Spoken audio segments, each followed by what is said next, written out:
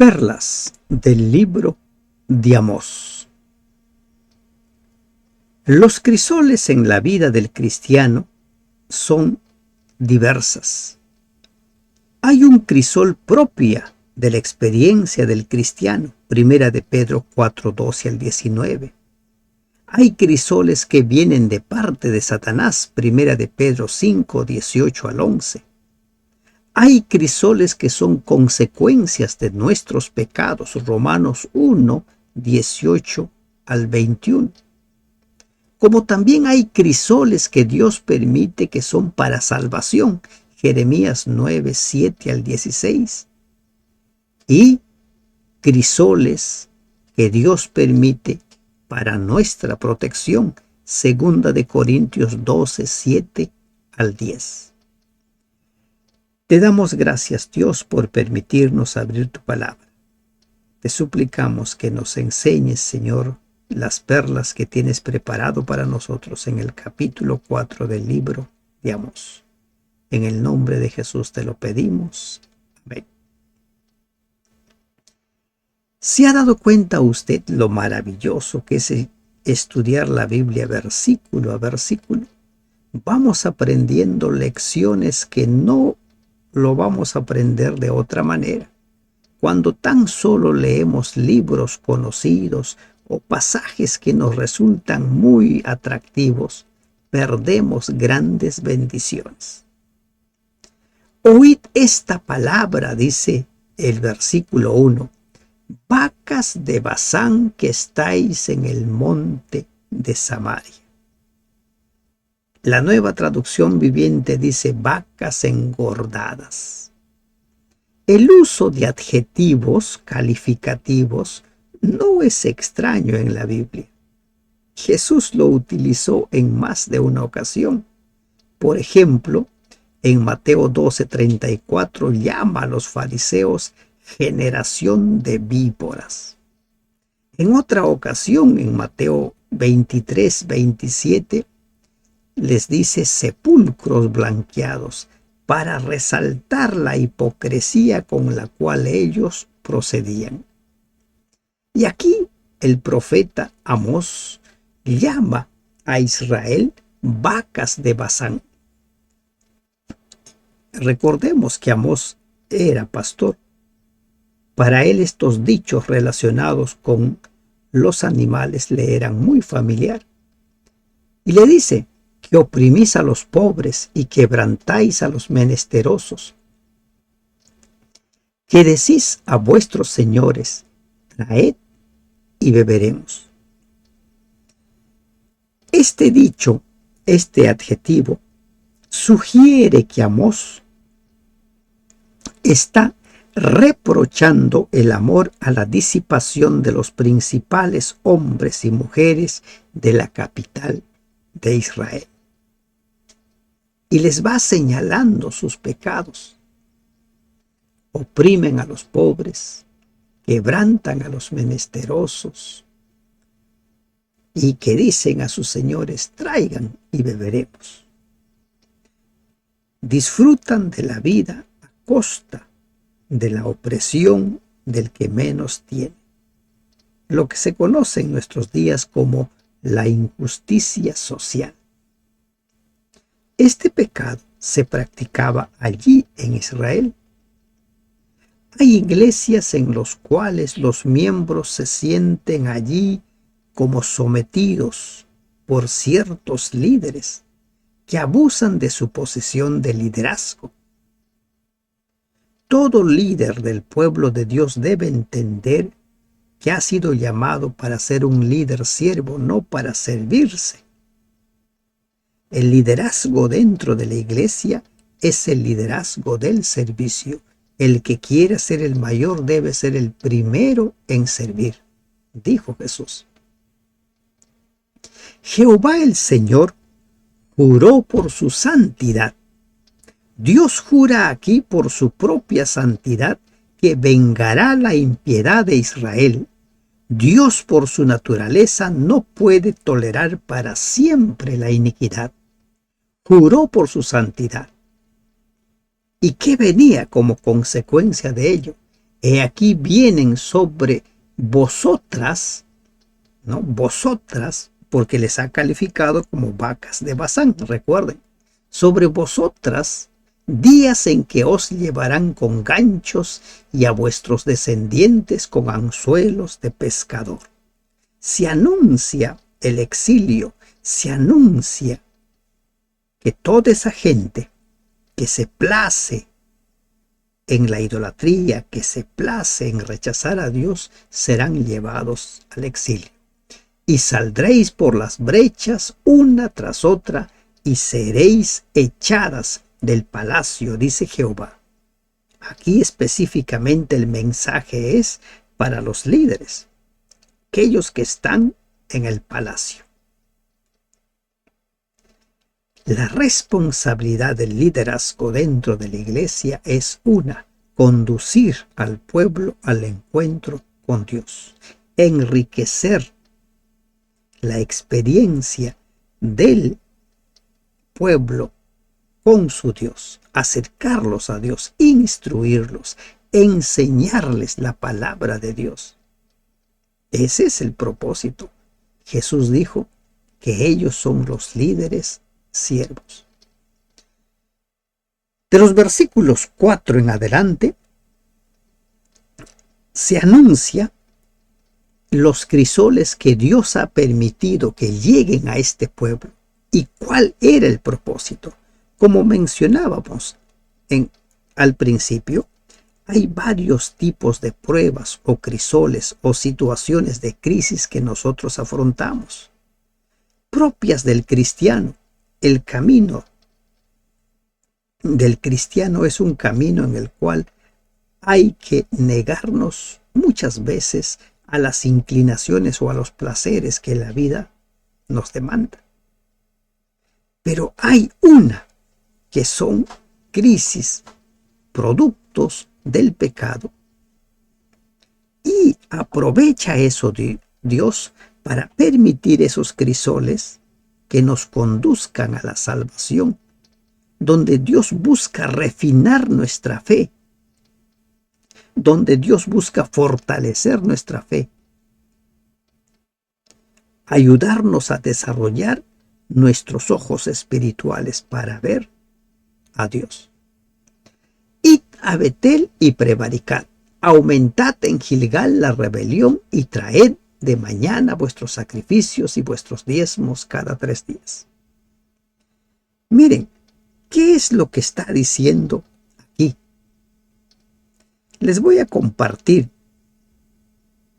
según la Nueva Traducción Viviente.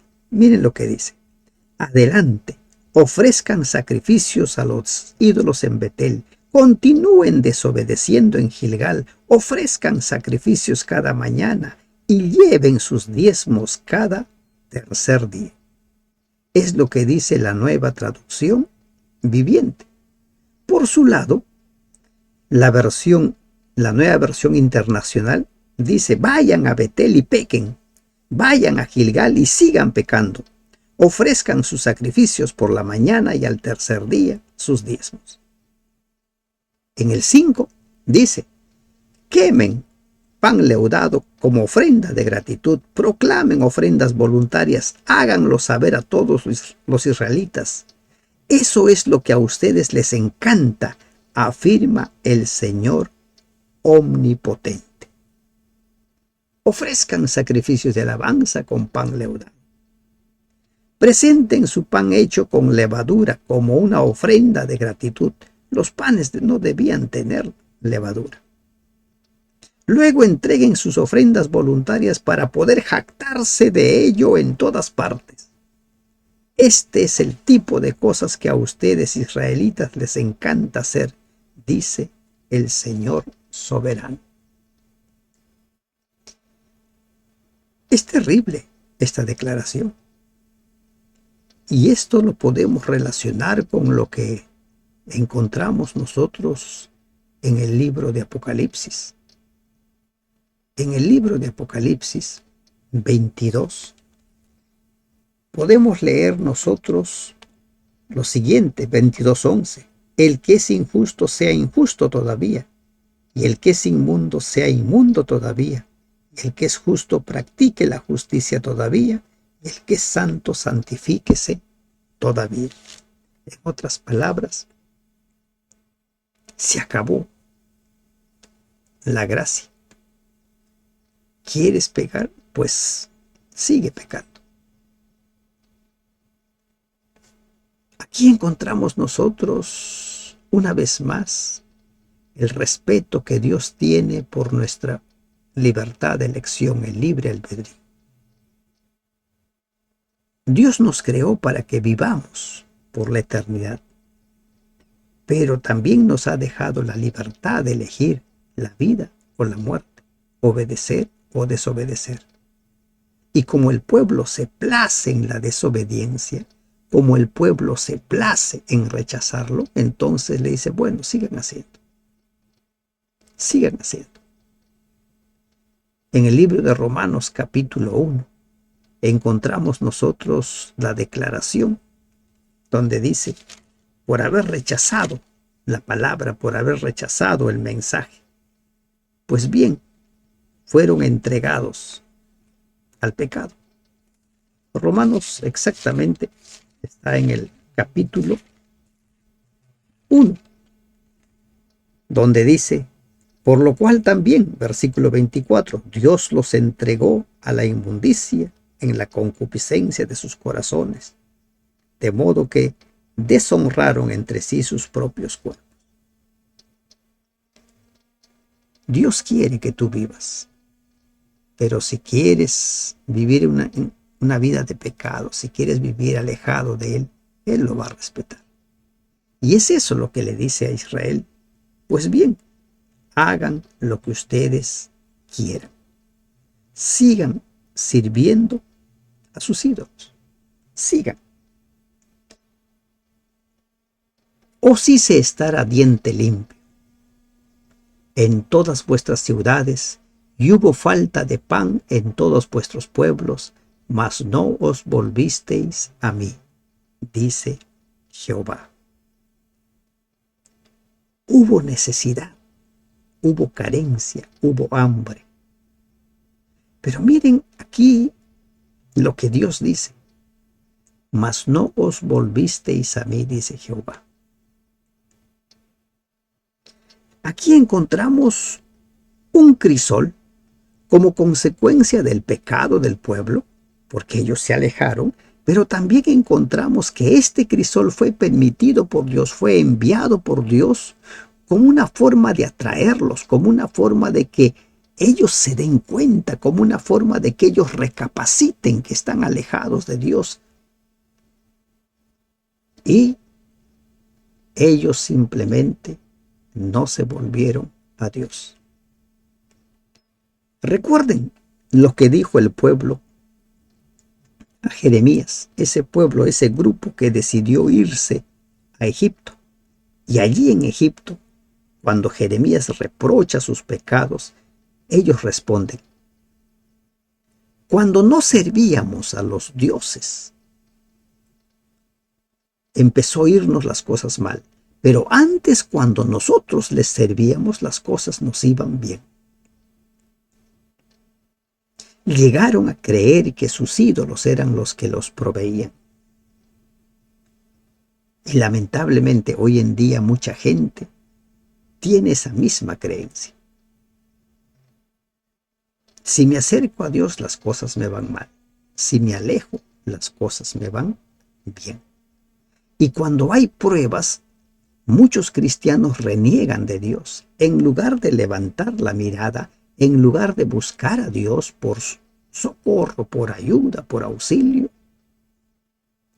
dicen simplemente, esta no es la iglesia de Dios.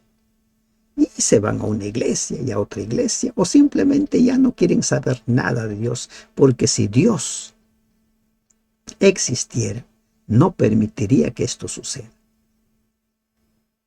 Pero a veces Dios permite esas pruebas, Dios permite esos crisoles para que seamos refinados, para que seamos purificados, para que nuestra relación con Él se estreche, porque nos estamos alejando. Hay diversos crisoles. Por ejemplo, los crisoles de protección.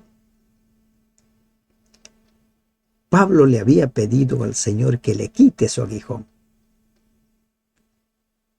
Y oró una vez, y otra vez, y otra vez. Pero Dios le dijo, bástate mi gracia. Y Pablo llega a la conclusión de que ese aguijón servía para recordarle quién era y de quién debía depender. Hubo hambre, pero ellos no volvieron a Dios. También os detuve la lluvia 3 meses antes de la siega, e hice llover sobre una ciudad y sobre otra ciudad no hice llover, sobre una parte llovió y la parte sobre la cual no llovió se secó.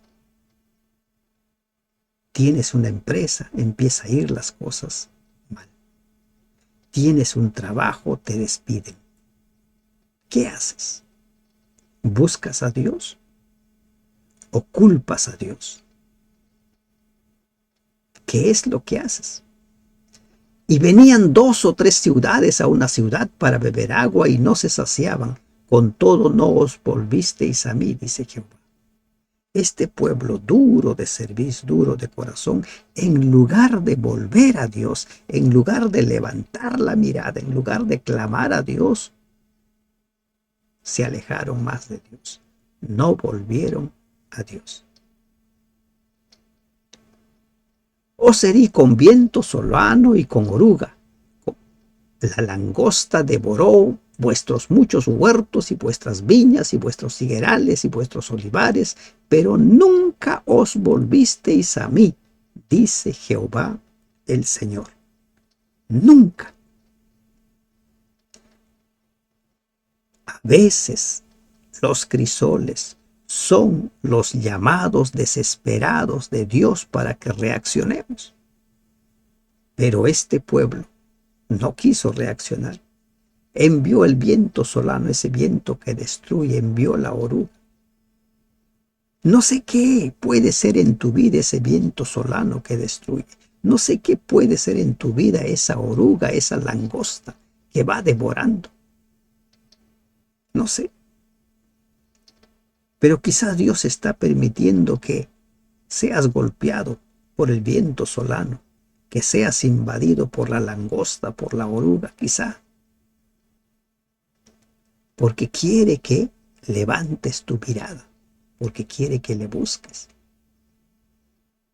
Tenemos que aprender a depender de Dios en todo momento.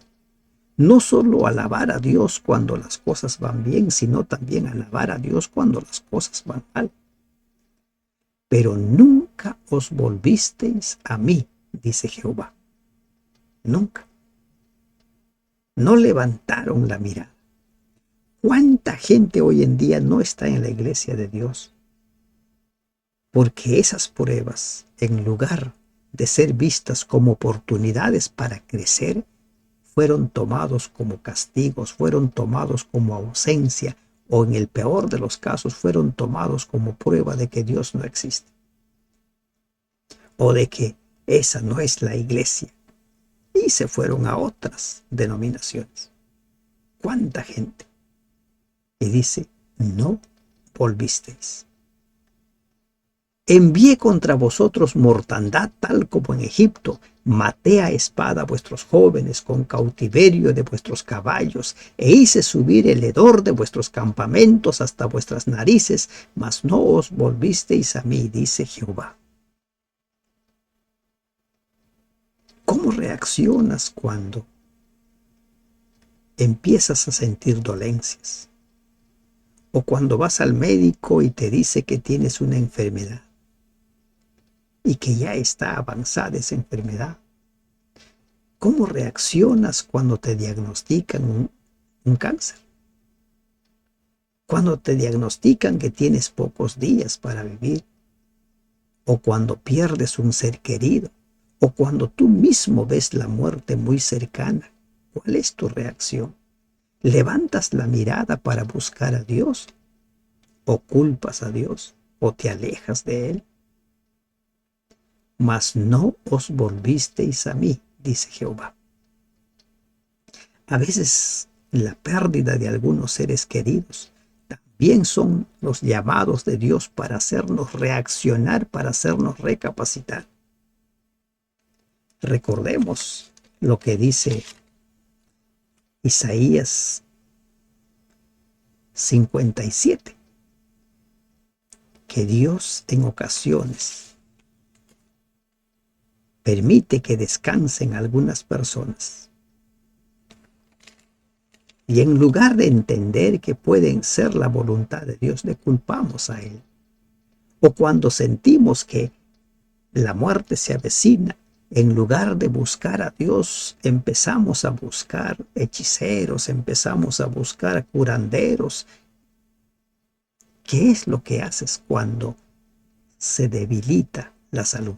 Cuando sientes que vas perdiendo tu salud o la vida se te va yendo. No hagas como los israelitas. Levanta la mirada. Busca a Dios. Os trastorné como cuando Dios trastornó a Sodoma y Gomorra y fuisteis como tizón escapado de fuego, mas no os volvisteis a mí, dice Jehová. Quizás has sido golpeado por un incendio. Quizás estás en una región en la cual el terremoto te quitó todo. O alguna inclemencia de la naturaleza arrasó con todo lo que tenías. ¿Qué haces en esas circunstancias? Levantas la mirada a Dios, buscas a Dios, pides que el Señor sea tu fortaleza, o culpas a Dios y le das la espalda a Dios. Los israelitas no se volvieron a Él. Los israelitas no vieron en los crisoles los llamados desesperados de Dios por su pueblo, por un pueblo que se alejaba cada vez más y más. ¿Ves tú en los crisoles que llegan a tu vida los llamados de Dios, los gritos desesperados por Dios para que vuelvas a Él? Por tanto, miren, aquí está la conclusión. Por tanto, la severidad del castigo podía despertar alguna esperanza de que el pueblo se arrepintiera. Dios usa todos los medios posibles para salvarnos antes de que proceda a tomar medidas extremas. Si no se reconocen los beneficios, Él envía castigos. No tienen estos castigos el propósito de destruir, sino de abrir los ojos de los transgresores, de modo que los hombres puedan ver a Dios y se arrepientan. Los juicios de Dios son, pues, señales tanto de su gracia como pruebas de su ira. Recordemos lo que dice Primera de Corintios 10:13. Dios permite que lleguen tentaciones, pruebas a tu vida, pero no permite que llegue ninguna tentación, ninguna prueba que sea superior a tus fuerzas, superior a lo que puedes resistir. Y si permite que llegue algún crisol, te va a dar la salida. Por tanto, dice Dios, por tanto, de esta manera te haré a ti, oh Israel. ¿Y por qué te he de hacer esto? ¿Por qué te vas a perder? ¿Por qué vas a ir a la muerte sin la esperanza de la resurrección, esa resurrección de vida, la primera resurrección? ¿Por qué? ¿Por qué te he de hacer esto? ¿Por qué vas a ser llevado al exilio? ¿Por qué? ¿Por qué te vas a sumir en la desesperación? Que dice, prepárate para venir al encuentro de tu Dios, oh Israel. Prepárate para venir al encuentro de tu Dios, José, Betsabé, Ana. Prepárate para venir al encuentro con tu Dios. El mensaje del profeta en realidad era: prepárate para hacer frente a los juicios venideros del Señor. Los que prestaran atención a la exhortación y se arrepintieran serían perdonados y tendrían la seguridad de la protección de Dios en el día del temido castigo. La Septuaginta este pasaje lo traduce Prepárate para invocar a tu Dios, oh Israel. Dios nunca pide a los hombres que se preparen para encontrarse con Él sin que Él disponga de la misericordia necesaria para los que así se preparan. Prepárate. Este versículo presenta la nota dominante del segundo mensaje de Amós. Dios advierte a Israel de que, por así decirlo, está por hacer que la nación comparezca ante la justicia. Los israelitas harían bien en preparar su defensa si es que podían hacerlo. Prepárate para el encuentro con tu Dios. Un día todos vamos a estar frente al tribunal de Dios. Todos somos juzgados, pero tenemos que prepararnos. ¿Y cuándo va a ser esa preparación? Hoy, no mañana. Hoy. Prepárate para el encuentro con tu Dios. Hoy. El día es hoy. A veces vivimos pensando en el futuro, pensando en el mañana y en un mañana distante. Pero ¿cuál es la invitación de Dios? Prepárate para venir al encuentro con tu Dios. ¿Cómo has empezado este día? ¿Cómo iniciaste este día? ¿Qué hiciste lo primero al despertar este día? ¿A dónde se elevaron tus pensamientos? ¿A dónde te llevaron tus pensamientos? Lo primero que debes hacer es buscar a Dios. Prepárate para el encuentro con tu Dios. Porque he aquí el que forma los montes y crea el viento y anuncia al hombre su pensamiento, el que hace de las tinieblas mañana y pasa sobre las alturas de la tierra, Jehová, Dios de los ejércitos, es su nombre. ¿Qué está diciendo en pocas palabras?